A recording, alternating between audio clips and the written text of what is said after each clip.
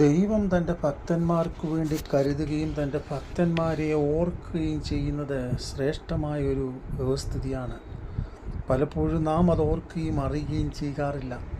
ന്യായവിധിയുടെ വെള്ളം ലോകത്തെ മുക്കിക്കൊണ്ടിരിക്കുമ്പോൾ ഉൽപ്പത്തി പുസ്തകം 8-ാം അധ്യായം അതിൻ്റെ 1-ാം വാക്യം, ദൈവം നോഹയെയും അവനോടുകൂടെ പെട്ടകത്തിലുള്ള സകല ജീവജന്തുക്കളെയും ഓർത്തു. അതെ, നമ്മളുടെ ജീവിതത്തിൽ ഏത് പ്രതിസന്ധി ഘട്ടങ്ങളിലൂടെ നാം കടന്നു പോകുമ്പോഴും നമ്മെ തിരിച്ചറിയുന്ന, നമ്മെ മനസ്സിലാക്കുന്ന, നമ്മെ ഗ്രഹിക്കുന്ന ഒരു ദൈവമുണ്ട്. ദൈവവാക്കനുസരിച്ച് ദൈവഹിതത്തിനായി തീരുമാനിക്കുകയും മുൻപോട്ട് പോവുകയും ചെയ്യുമ്പോൾ മറക്കേണ്ട, ദൈവം നമ്മെ ഓർത്തുകൊണ്ടേയിരിക്കും. നിർണായകമാകുന്ന ഘട്ടത്തിൽ നോഹ ദൈവവാക്ക് അനുസരിച്ചു. ദൈവഹിതത്തിനായി താൻ ജീവിച്ചു. അനേക വർഷങ്ങൾ ദൈവാലോചന പ്രസംഗിച്ചു. തനിക്ക് അനേകരെ നേടുവാൻ കഴിഞ്ഞില്ല.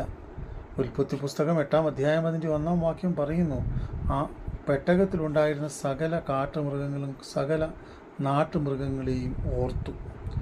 അതെ, വേറൊരു ഭാഗത്ത് ഇങ്ങനെയാണ് കാണുവാൻ കഴിയുന്നത്, ആ പെട്ടകത്തിൽ അല്പജനം എന്ന് വെച്ചാൽ 8 പേർ വെള്ളത്തിൽ കൂടെ രക്ഷ പ്രാപിച്ചു. അതെ, തൻ്റെ വാക്ക് കേട്ടനുസരിച്ച ഒരു കൂട്ടം തൻ്റെ കുടുംബാംഗങ്ങൾ മാത്രം രക്ഷയ്ക്ക് പര്യാപ്തമായി തീരുവാനിടയായി തീർന്നു.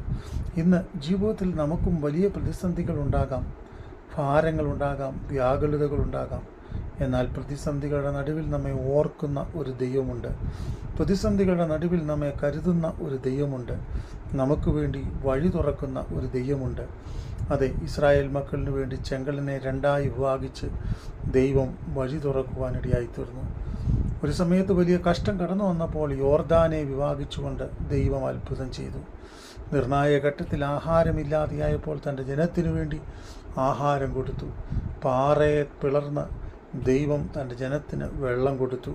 അതെ, ജീവിതത്തിൻ്റെ ഏത് നിർണായക ഘട്ടങ്ങളിലും നമ്മൾ ഒറ്റപ്പെട്ടു പോകുമ്പോൾ, നമ്മൾ ഒന്നുമില്ലാത്തവരായി തീരുമ്പോൾ, നമ്മൾ സഹായമില്ലാത്തവരായി മറ്റുള്ളവരോട് കേണപേക്ഷിക്കുമ്പോൾ നമ്മെ ഓർക്കുകയും നമുക്ക് വേണ്ടി വഴി തുറക്കുകയും നമുക്ക് വേണ്ടി അത്ഭുതങ്ങൾ ചെയ്യുകയും ചെയ്യുന്ന ഒരു ദൈവമുണ്ട്.